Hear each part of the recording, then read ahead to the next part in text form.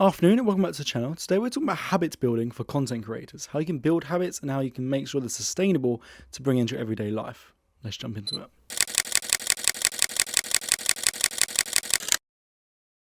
it. So over Christmas and New Year I read this book, Atomic Habits by James Clear. Now this book was really good and I would highly recommend it if you're a reader or if you're trying to get into reading. Great book. Engaging, keeps you interested the whole way through it. To be honest, I couldn't really put it down. I would definitely recommend reading this book, but if you don't want to read it, this is the video for you, because we're going to go into detail about the teachings of this book. Before we jump into it, if you do like the video, if you find it interesting, helpful, anything like that, please drop a thumbs up down below. It will massively help me out. And subscribe if you haven't already. Also, what do we think of this setup? How professional does this look? Luke's upping his game a little bit here. The lighting, oh! In the introductory chapters of this book, the author James makes it very clear that there are 4 key steps to maintaining and building habits that last and are sustainable. Make it obvious, make it attractive, make it easy, and make it satisfying. Now, the majority of this book is dedicated to explaining each of these steps in detail, diving into why each step is key and how it affects us, as well as giving teachings and advice into how to implement these steps into your daily life and in the real world situations. In this video, I'm going to show you how you can put these teachings into real world situations specifically for content creators. And there are also some bonus tips at the end to help you even further. Sort of like my credentials, I guess, for why I'm making this video is self-development's been a massive part of my life. Always, really, but the last 2 to 3 years, I've had a massive push on developing myself. Also this year, I'm trying to read more. I've set myself the goal, I'm going to read 12 books this year, so 1 a month, hopefully more. But this was the first one of the year and best one to start off the year with, in my opinion. So the first step is to make it obvious. I'm going to reference my own life as examples throughout this video, as well as giving like some other creative examples for you guys. As I just said, I've been trying to read more this year. I have a goal to read a book a month. Now, I always kept my books on a bookshelf, because that's where you keep books. However, books on your bookshelf, you're not prompting it. It's not obvious to pick it up and read it. So, to make it obvious, I now have the book that I'm reading next to my bed, literally next to the lights that I turn off to go to sleep. Because the book is right there, it prompts me in the evenings before I turn the light off and go to sleep to do some reading. That's when I find it fits best into my days to read right before bed. So I've put it next to my bed, next to the lights. Now, every evening when I get in bed, it's there, it's in my face. I pick up the book and I do some reading. Complete random side tip as well. If you're trying to read 12 books in a year like I am, really good way of doing it. Get the book, so I've got my book for the month of February, look at how many pages that book has, and then divide it by the amount of days in the month, and then round it up. So for example, the one I'm reading right now has, I need to read 8 pages a day to finish it by the end of the month, so I'm reading 10 a day. So, little tip. Now, for content creators, there are loads of ways you can make a habit obvious to build it into your workflow. Let's say you're trying to build the habit of scripting your ideas first thing in the morning while they're fresh in your head. Instead of having your notebook and the pen in a drawer on a shelf tucked away somewhere where you have to go get it out to start writing down and making notes, put it in the center of your desk. Literally where you're going to sit down to work for the rest of the day, put it in the way. You'll physically have to move the notebook out of the way to start your daily work. So this prompts you, it makes it obvious. And what am I trying to do? What is my goal here? What's the habit? I want to write down my ideas and my script and my videos before I do any work. Notebook is right here, blocking me from doing any work. I'm going to get this done right now. Also, having the pen and the notebook there means you literally have no excuse. If you haven't got a pen near you and the pen's like in a different room, you're going to end up just pushing it away. Pen, notebook there.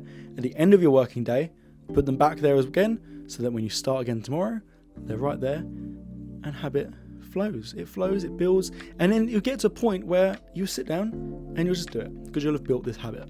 Just going to really quickly jump in here and say, if this is helpful or informative, drop a thumbs up if you haven't already. Thanks.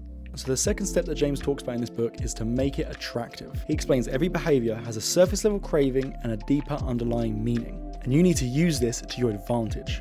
Now, one way to do this is have a reward system. Every time you complete something, you complete a habit you're trying to build, you complete a difficult task, reward yourself for doing so. Now, I know that sounds like training a dog, like you give a dog a treat because it sat down, like when you asked it to, but there's like, if you think outside the box, this can be a really powerful tool to implement. Now, I told you I was going to bring real world examples from my own life into this video. So for example, I'm trying to build the habit that after every professional client shoot, I clean my camera kit. I never want to do it when I'm like not in that work mindset. So I'm trying to build it into my workflow that when I finished a shoot, I have to clean my camera kit then while I'm still working, like my brain's still in work mode, I haven't relaxed. I clean it then so it's clean for the next time I use it. So I know why this is beneficial, but it's a task I don't want to do. I don't want to clean my kit. I just don't want to do that. So I need to reward myself for doing it. Now, the way I'm doing this is another subconscious trick, is I will not take off my shoes until I've cleaned my camera kit. So what I mean by that is I'll get home from a client's shoot and I will not take my shoes off. I'll come in, I'll put all my stuff down, I'll get it all out the car, whatever, dump it all down. I will then clean my camera kit immediately before I take my shoes off. Because the moment I take my shoes off, I put my slippers on. And then I start chilling out. I'm getting comfy, I'm getting relaxed, I'm no longer at work, I'm just vibing, you know? So I've got my slippers on, I'm chilling. Leaving your shoes on, I'm still working, I'm still going, I'm still in that mindset. It'll take me 5 minutes to give them a brush, a little blow down with the rocket blower, clean my kit off, get any finger smudges off my lenses or my filters. 5 minutes, 10 minutes maximum. So leave your shoes on, and it makes me do it. And then my reward for cleaning my camera kit is I get to take my shoes off, get my slippers on, maybe get some trackies on, get a hoodie on, just relax. That's my reward for doing it. I'm not rewarding myself with like a chocolate bar. I'm rewarding myself by letting me do what I want to do, is relax. I've done the shoot, I've done the work, I now want to just chill out. So I don't let myself do that until I've completed it, because it's part of the work. I'm getting there. Like, I did an event a few weeks back and I got home at like 4 a.m. Didn't really want to do it, I'm not gonna lie. I didn't do it then because I was like, nah, I'm not doing it. I made myself do it the next day. But pretty much every other shoot, I'm doing it. It just takes time and you've got to build up these habits. So I'm not saying you shouldn't let yourself relax like until you've done a habit. You've got to find these creative ways to reward yourself for your habit building. Whatever works for you. Maybe every time you do a shoot, you like to have a shower when you get home. Clean your kit before you have a shower. Maybe it's you just love chocolate. I just love chocolate. So once you've cleaned your kit, you've put it all away, you've got like a kit rack and you've put it all on there, you've organized it all. Once you've done that, you give yourself a chocolate bar. Like, you can do it as basic as that. Like, it's up to you. However works for you, but whatever reward system works for you. But also with the shoe thing, it's something that like I'm gonna do anyway. Like, it's just a subconscious trick. So be creative, think about it, and figure it out. Okay, step number 3 is make it easy. Now, for the majority of people, this is the step that's going to have the greatest impact on whether or not they actually do the task or habit that they're trying to build. And I'm 100% in that category. If it's easy for me to do something, then I'm going to do it. If it's difficult, I'm not going to want to do it. You need to remove the hurdles. The examples that we've already done, like used here, like the notebook on the desk to get yourself the script. It's easy. It's there already. I haven't got to go get the notebook. Reading every night, it's next to my bed. I haven't got to go get the book. It's easy for me to do. You'll notice all these steps sort of flow and work together to get the achieved result. So I'm going to use TikTok as an example of this. Now, this isn't something that I'm implementing yet, but it's something that I want to implement in the future. So I'm going to use it as an example. Let's say you want to create TikTok content every single day.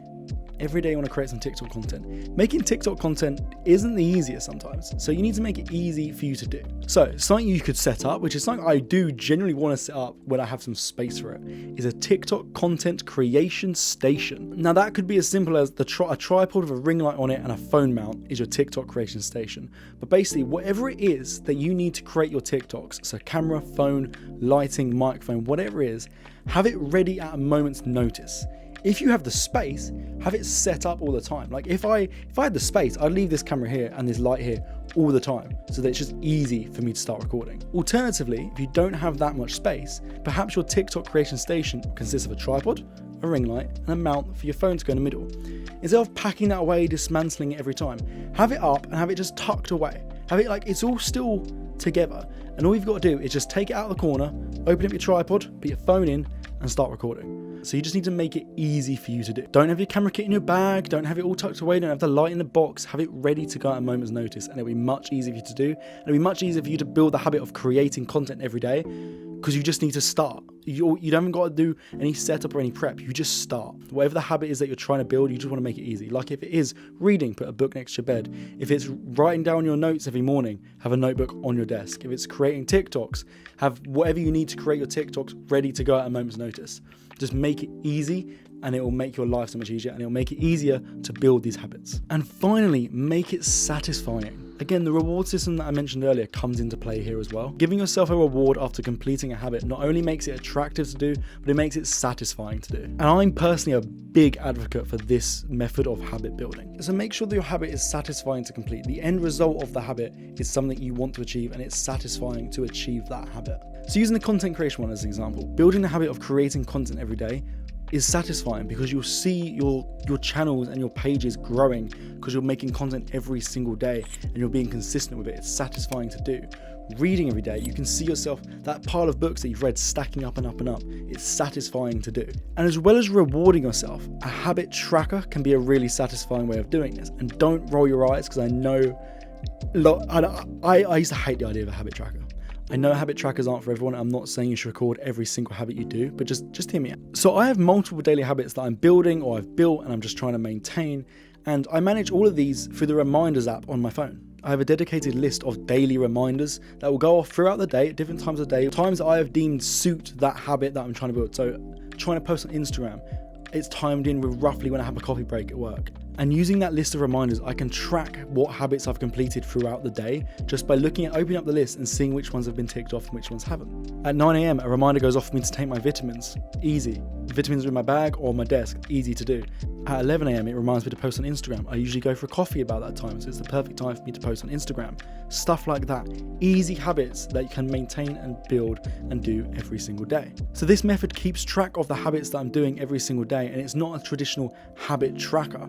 And at the end of the day, when you see your completed to-do list, it's satisfying. It makes you feel good because you've accomplished everything you needed to in that day. Okay, a couple bonus tips. It's been quite a long video so far, so we're going to wrap this up quite quickly. So the first bonus tip is, again, habit tracking. And I know I just talked about habit tracking and how it might not be for everyone, but this is something that works for me, so I'm just going to let you know. I keep a whiteboard on my desk. It's always in view, and I use it to track 5 different activities that I would like to do each week. I have no intention of doing all 5 in a day. Sometimes I do, most of the time I don't. But instead, at the end of the week, I want to have done each one at least 3 times. And at the end of each day, I would like to have done at least 3 of them throughout the day. Now, using this as a visual aid helps keep me accountable for tracking these habits and making sure I'm achieving them each week. And at the end of each week, when you see you've completed them all and most of them more than you intended, it's satisfying. The second bonus tip is habit stacking, and this is something that is really helpful.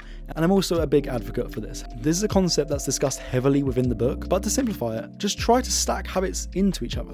A content creator habit stack could look like this. After I have breakfast, I will post on Instagram. After I post on Instagram, I'll upload a TikTok. After I upload a TikTok, I'll go record another one ready for later. After I've recorded that TikTok, I'll make myself a coffee. By connecting habits that are very similar and take the same amount of requirement to do, you can stack them together consecutively like this and get more of them done in one go. You can get them all done in one productive burst of energy, and then you're rewarding yourself at the end with a coffee. So that is it for this video. I really hope you found that interesting. I really hope you found it helpful. If you did, please drop a thumbs up down below. It will massively help me out. I do think habit building is something really important for all content creators, but I think for smaller content creators like myself, when you're working on content outside of your 9-to-5 job or whatever else you're doing in life, it can be hard. So building the right habits can make it a lot easier and just a lot more sustainable for a lot of us. If you're interested in it, this is the book. It's Atomic Habits by James Clear. I would definitely recommend reading it if you're getting into reading, if you like reading, or if you want to dive a bit more into the science behind habit building. Definitely recommend this book. It's a really good book. As I say, drop a thumbs up down below if you don't mind. Subscribe if you haven't already. All the other stuff that YouTubers tell you to do. And I'll see you in the next video. Don't forget to take the shot. Peace.